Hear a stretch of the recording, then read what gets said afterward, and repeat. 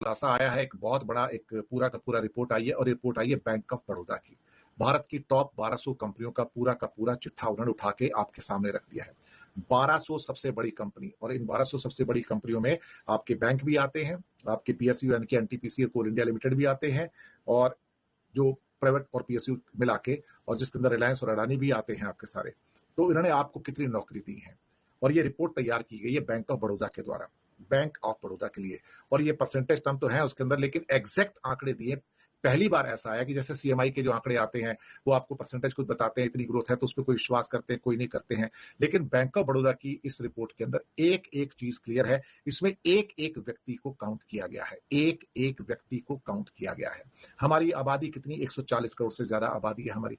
अब आप सोचिए कि 140 करोड़ से ज्यादा की आबादी में भारत में इस समय कुल मिला के सिर्फ 62.5 लाख लोग, 62.5 लाख लोग इन 1200 कंपनियों में काम करते हैं। सिर्फ 62.5 लाख लोग। 140 करोड़ में 1 करोड़ लोग भी नहीं है जिनको यहां पर जॉब मिलता हो इंडिया की टॉप कंपनियों के अंदर। अब आते हैं एक एक करके आंकड़ों के ऊपर, और उससे पहले एक चीज मैं बताना चाहूंगा। अगर पिछले 3 से 4 साल की ग्रोथ देखी जाए तो भारत की ग्रोथ जो एवरेज ग्रोथ चल रही है वो करीब करीब 7.5-8% की चल रही है। 7.5-8% की। कोरोना से स्टार्ट करके और अब तक जितनी भी भारत की बड़ी कंपनियां हैं, ये डेटा बताते हैं जो हमारी ग्रोथ है, यानी कि अगर हमारी एवरेज ग्रोथ 8% की आई है पिछले 3 साल की, तो उस 8% की ग्रोथ के मुकाबले ये जो 1200 कंपनियां हैं हिंदुस्तान की बड़ी, इनका मुनाफा 3 गुना ज्यादा बढ़ा है जीडीपी की ग्रोथ से। इसका मतलब कि जहां हर साल जो ग्रोथ हो रही थी इनकी 8% की जीडीपी की हो रही थी, लेकिन इन कंपनियों का मुनाफा जो है 25 से 30% हर साल बढ़ रहा था। 25 से 30% हर साल बढ़ रहा था। यानी कि अगर 3 साल पहले किसी कंपनी का मुनाफा 100 रुपए था, तो आज वो मुनाफा 200 रुपए हो गया है। 200 रुपए हो गया है, आप ये सोच सकते हैं। यानी कि 100 से 25 रुपए का जंप करेंगे तो 125 होते हैं, फिर 125 के ऊपर फिर 25% का जंप करेंगे तो फिर 150, 55, 60 पे आता है, फिर उसके ऊपर 125% का जंप करेंगे तो फिर वो करीब करीब वो पूरा का पूरा 200 पे आ जाता है। आप सोचिए कि भारत का जीडीपी 100 से जंप करके कुल मिला के 124-25 पे आता है, और इन कंपनियों का प्रॉफिट, 1200 कंपनियों का प्रॉफिट 100 से जंप करके 200 पे चला जाता है। यानी कि जीडीपी की ग्रोथ से 3 गुना ज्यादा प्रॉफिट इन कंपनियों ने कमाया।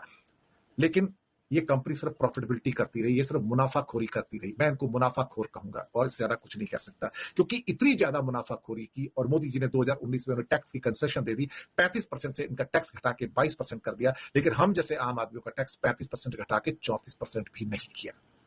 35 से घटा के 34% भी नहीं किया, तो सारा मुनाफा इन टॉप के धन्ना सेठों को दे दिया गया, जो मुनाफाखोर थे, जो भारत के लोगों का एक तरह से कहा जाए तो ज्यादा कीमतें लेके खून चूस रहे थे, लेकिन आपको वापस कुछ नहीं दे रहे थे। तो क्या इन्होंने नौकरी दी? लेकिन बैंक ऑफ बड़ौदा ने आज सारे वो पर्दे खोले और हमारे सामने उस रिपोर्ट को लेके आए, जिसको देखकर शर्म आती है। अब एग्जैक्ट फिगर मैं आपको बताऊंगा कि ये जो बता रहे थे। सबसे पहले स्टार्ट करते हैं 2021-22 में।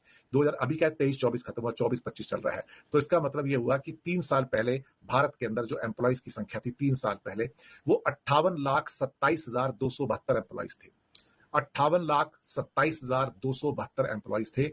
और 2022-23 में, उससे अगले वर्ष में, ये 5.7% की इनकी वृद्धि होती है, और ये एम्प्लॉय बढ़कर 61,60,968 हो जाते हैं। यानी कि 2021-22 के मुकाबले 2022-23 में जो एम्प्लॉयज की वृद्धि होती है इन 1200 कंपनियों में, वो सिर्फ 3,33,696 एम्प्लॉयज आते हैं एक साल में। जो बढ़त होती है 3,33,696। और इससे पहले आप सोचिए कि उससे पहले कोरोना था 2021 में, 21-22 में, उस साल में कम से कम नहीं तो 30 से 40 लाख एम्प्लॉय का जॉब चला गया था। वो जॉब जब चला गया तो वापस नहीं आया कभी भी। यानी कि हमारी जो संख्या उस समय 80 लाख से 1 करोड़ हो सकती थी इन 1200 कंपनियों में एम्प्लॉइज की, वो घटकर जो थी 58 लाख रह गई, और उसके बाद वो एम्प्लॉय कभी वापस नहीं आ पाए। तो 2022-23 में इनकी संख्या सिर्फ 3,33,696 बढ़ती है। और उसके बाद पिछले साल, यानी कि अभी जो वर्ष खत्म हुआ मार्च 2024 को, इन 1200 कंपनियों ने, एग्जैक्ट कंपनियों के नंबर 1196 है, मैं आपको बता दूं 1196, लेकिन राउंड फिगर में इसको 1200 गिन रहा हूं।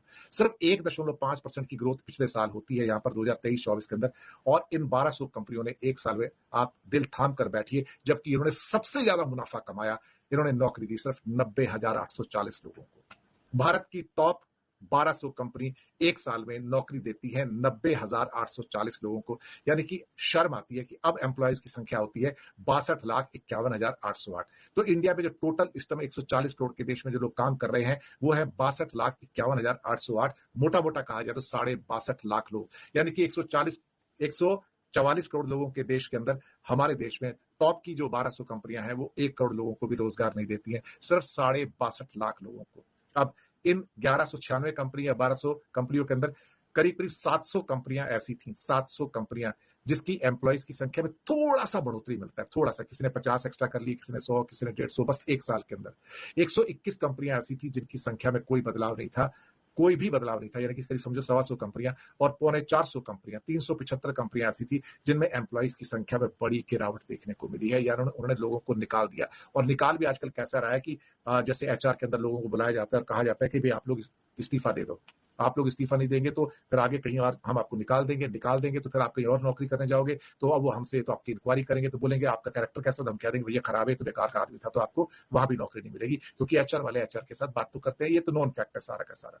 ये लोग प्रेशर में आ जाते हैं और ये कहते हैं कि हम दरअसल लोगों को नहीं निकाल रहे हैं, लोग अपने आप इस्तीफा दे के निकल जाते हैं। ये एक नया ट्रेंड काफी टाइम से चला आ रहा है, जहां लोगों को प्रेशराइज किया जाता है, भैया आप ठीक हो, अब चले जाओ, अब हमारे पास जगह नहीं है यहाँ पर आपको देने के लिए। एक आंकड़ा और निकल के आता है कि 2023-24 के अंदर, जो अभी मार्च के अंदर खत्म हुआ, इन सारी कंपनियों ने, जो 1200 कंपनियां थी, इससे बेहतर तस्वीर 75 वर्ष में इन कंपनियों की कभी नहीं रही प्रॉफिटेबिलिटी के अंदर। इनका सेल्स का आंकड़ा 100 लाख करोड़ था, 100 लाख करोड़ का था। 100 लाख करोड़ की सेल्स होती है और उसके ऊपर जितनी जीडीपी की ग्रोथ है उससे 3 गुना ज्यादा प्रॉफिट इनका होता है। क्या आपने किसी देश में देखा कि जितनी आपकी जीडीपी ग्रोथ हो उससे 3 गुना प्रॉफिट आपके ये लोग कमा रहे हो? कभी देखा किसी देश के अंदर आपने? ये भारत में हो रहा है क्योंकि ये क्रोनी कैपिटलिज्म है और मोदी सरकार इसको अलाउ कर रही है। और जब आप सोचते हो कि ये 1200 इंडिया की टॉप कंपनी जो सबसे बड़े एम्प्लॉयर्स हैं, वो एक साल में 90,000 लोगों को एम्प्लॉय देती है, फिर आप कहते हैं कि बेरोजगारी कैसे मिटेगी भाई? आप सोचिए, सरकार ने नौकरी नहीं देनी, पीएसयू ने नौकरी नहीं देनी, उसके बाद प्राइवेट सेक्टर ने भी नौकरी नहीं देनी, तो भाई ये लोग जाएंगे कहां बेचारे? और जब गीता गोपीनाथ, आईएमएफ की जो डेप्टी मैनेजिंग डायरेक्टर है, उनकी जब रिपोर्ट आई, और पीछे अभी इसी हफ्ते में बड़े बड़े, मेरी भी एक रिपोर्ट न्यूज लॉन्चर पे आ चुकी है, और बड़े बड़े शब्दों के अंदर वादे किए गए थे कि India with the fastest growing, लेकिन गीता गोपीनाथ ने कहा था नौकरी कहां है यहाँ पर? Your entire growth is without employment, your entire growth is without employment. और जब भी ये लोग मिलते हैं आपस में सारे के सारे, तो हंसते हैं, जितने भी ये उद्योगपति हैं जो 1200 बड़े हैं, जब ये 5 स्टार होटलों में आते हैं तो एक दूसरे को देख के हंसते हैं कि देखिए ये कैसा प्रधानमंत्री जो हमसे कहता है प्रॉफिट तो कमाओ लेकिन किसी को नौकरी मत दो, और मरने के लिए लोग सड़कों पे भटक रहे हैं, कुछ नहीं कर पा रहे हैं। कभी कभी ऐसा लगता है कि शायद इन लोगों को भी एक बांग्लादेश और श्रीलंका के होने का इंतजार है, क्योंकि जिस दिन इनके फैक्ट्रियों में या इनके सो कॉल्ड जो सारे के सारे कारोबार है, जब उसमें ये लोग आग लगाएंगे, तब शायद इनको पता लगेगा कि ये जो अन्याय कर रहे हैं भारत के बेरोजगारों के साथ, इसका खामियाजा भी उनको भुगतना पड़ेगा। और इनकी धनपतियों की जो संख्या है, इनके जो प्रॉफिटेबिलिटी है, इनकी जो जो भारत में लेवल ऑफ इन इक्वालिटी है, और जिसके बारे में गीता गोपीनाथ कह रही है भाई नौकरी दो, आप सारी की सारी आपकी ग्रोथ जो है वो एम्प्लॉयमेंट को बढ़ावा नहीं दे रही है। मुझे शर्म आती है, सरकार ने नौकरी नहीं देनी, और पूरा का पूरा जो आपका प्राइवेट सेक्टर है, जो 1200 बड़ी कंपनियां हैं, वो अरबों खरबों का प्रॉफिट ले रही है, अरबों खरबों का प्रॉफिट।